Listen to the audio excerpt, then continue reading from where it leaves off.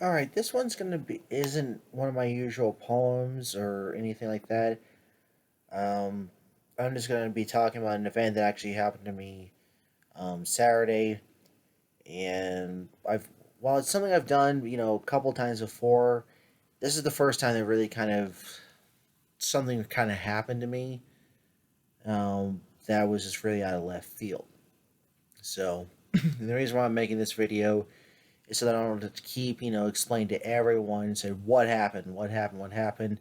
So then watch the video and said that way you don't get one of those convoluted things where every time you tell it, you change the details slightly to make things more dramatic.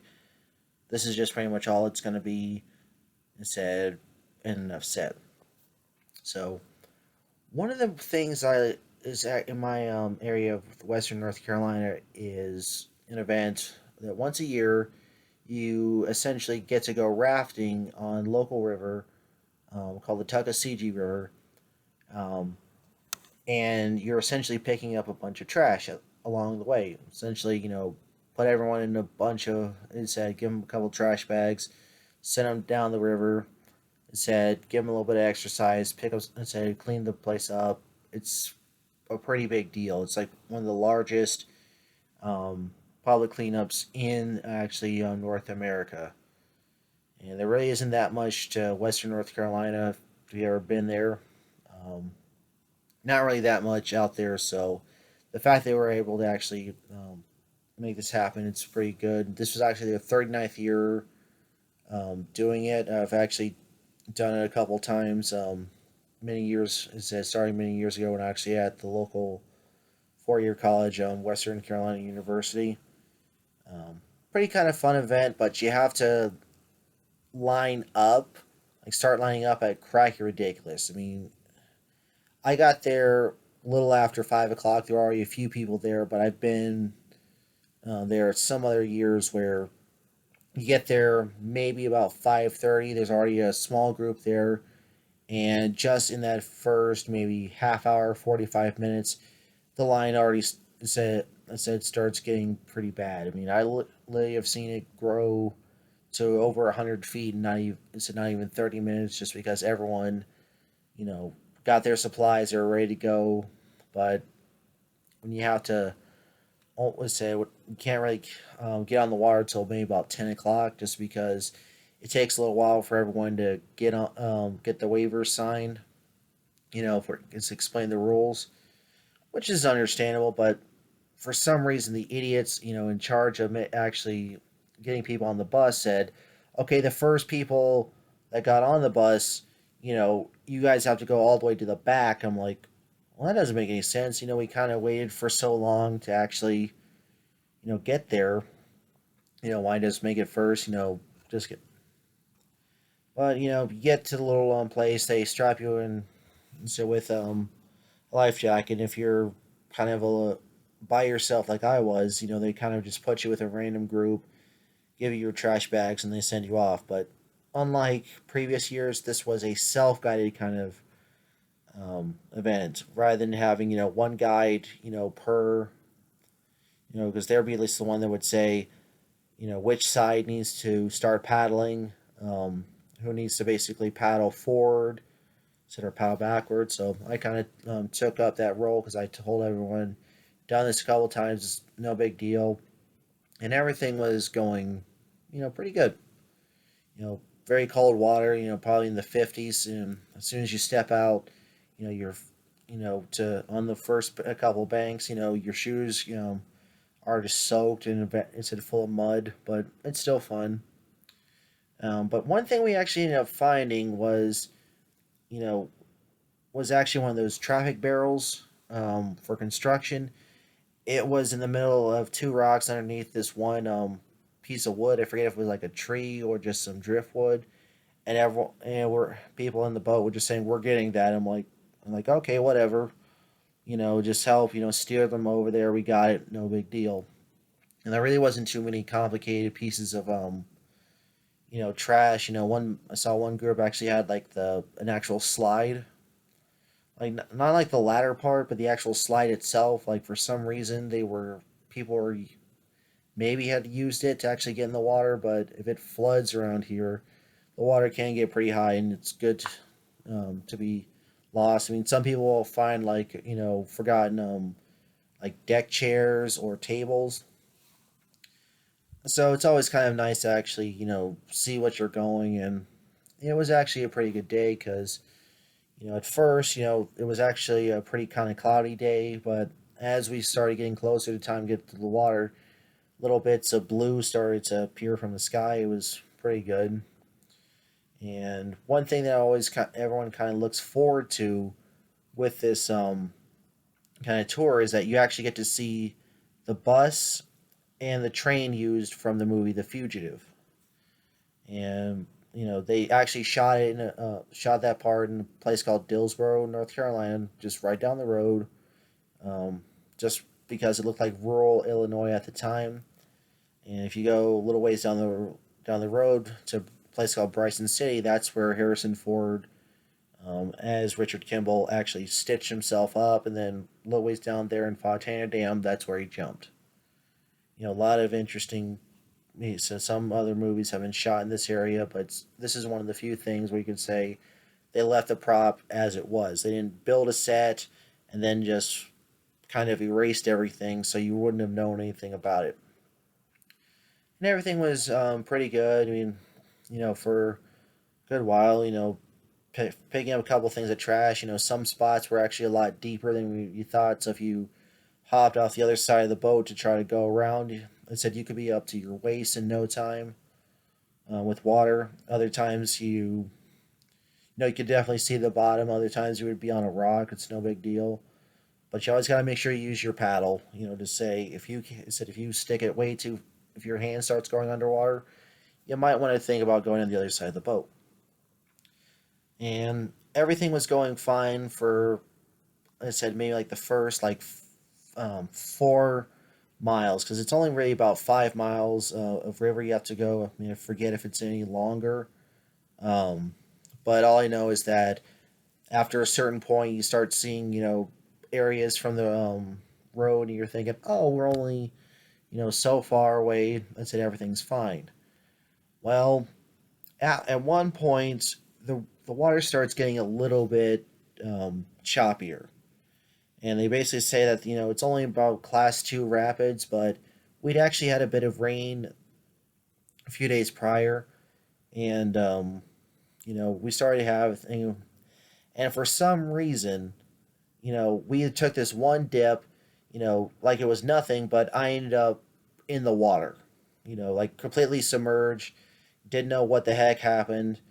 And just the way I was kind of set, like, at the very back of the boat, it was, you were trying to be there, hang on, but that massive, traffic barrel, you know, that was taking up a good bit, so I couldn't really get as forward as much.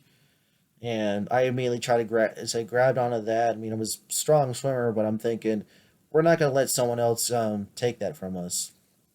And I kind of wasn't really riding it for a while because I was doing what they tell you to, kind of put your legs up like you're in a recliner so you don't hit any rocks. And I was kind of riding that out, but trying to correct myself, and it was okay like that. I mean, a little. It didn't really maybe. I don't think it maybe I really went more like 100 feet downriver. It wasn't too bad. I'd already gotten wet down. It said earlier. So when I kind of dropped, it was like, oh, I said, what happened? I said, and that's, wasn't too bad. I was more worried about losing my glasses. I mean, not these, but I'm wearing, but a spare set. And everything was going fine until we got this a much choppier bit of area, and we actually hit a pretty good sized rock, and I went back in the water again, but the traffic barrel didn't come with me. It was almost it was kind of a weird experience because so many years of doing it, it never actually fell out or even had anything like that. I mean, most of the time you just get stuck on a rock and you kind of have to bounce yourself up and down. But this time was one of those things where we essentially bounced off of one rock and hit another, and then you know couldn't really stay like in the boat in the same way. Um, and I went up, I said under, I said just holding on my paddle, trying to find the right kind of area to be pulled back in, because when you're actually under the water and you don't know how really deep it is, one of your first instincts is to try to find a rock and just kind of hold yourself up. But these things, said the rocks around here are really really slick. So if you find one, it's it's not always guaranteed that you'll be able to kind of plant yourself a little bit. Some of these ones are like so you can't even barely even see until you're like right on top of it. And it was just kind of a little surreal. I mean, I never had any problem with swimming. I was wearing a life jacket, but just to fall out, more than once was kind of strange for me. And the fact that we had gone like so far without any incident, it kind of messes with you. Um, all I can just say is that after that, only one other person fell out in the boat, and they didn't go that far. It's like fell out, immediately pulled back in, and with just the fact that he said, and was still a pretty good day. And I said would have gone back to get in line, but I had other things to do on Saturday, and it's just one of those kind of things where um, it's a little hard to do. And said, of course, in this particular area, we have this saying called "blow the Tannery Whistle," based off of this old timey saying where something was that important.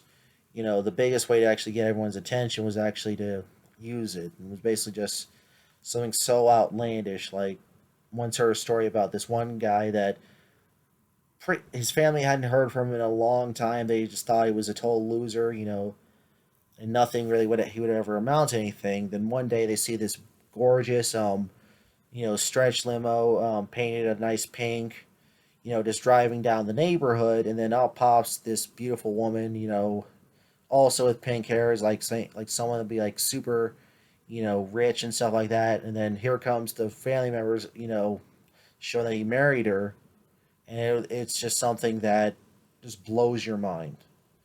And for me, just being able to actually, have that experience, it definitely said, just not only falling out of the raft, but actually holding on to, of all things, a traffic barrel, saying like, "Oh, save this instead of me," that's it. I'll be fine, just because some, it is kind of a strange thing. But to be honest, if I was just kind of by myself, in the water, I would have had better control of my arms, to maybe push myself. So that definitely is a pretty good thing. I mean, hopefully I'll be able to do it again next year. Maybe I'll even go kayaking again on the same river. I mean, I did it that I said one time, and I'd never actually done it, but just because I wouldn't know anything about that, you said. But the fact that I was actually able to take the entire course, pretty sure it's maybe 5 miles, maybe a little more, but the fact that I was able to clear it all in maybe not even an hour and a half by myself, with not too much, physical preparation, it was actually a pretty unique kind of feat. So, I hope this said. So, if you ever think about actually going rafting anywhere, make sure everyone in the boat and said is pretty secure. Um, Watch out for rapids, because these things can really take you by surprise. Because while the river was no faster than like a lazy river um, at a water park, most of the time it's just those few sudden dips over time and a few hidden rocks, and everyone could be in the water. You don't know what's happening. It said someone could have could hit their head. Someone could get stuck, and if there's no one else to help you, you will panic. But I was just kind of lucky that whenever I fell out, water was super deep. I was able to, I said, was able to kind of keep it in there, and glad that I'm here today. So, thanks everyone. I said, hope everyone has a really good day. Um, and if you ever, even if you are feeling lost in life, like being entrapped in a river, there's always plenty of places you would end up, no matter what. Just kind of like either side of the bank, in the middle of the raft, and that'll really help to kind of determine what kind of friends you have, if they're quick to rescue you or just kind of leaving you stranded. You know, like I said, like so many people in my life have actually done is said, "Oh, let's keep in touch with this, let's with that." Barely a peep. So hopefully you'll be able to stay afloat wherever you are, and everyone have a good one.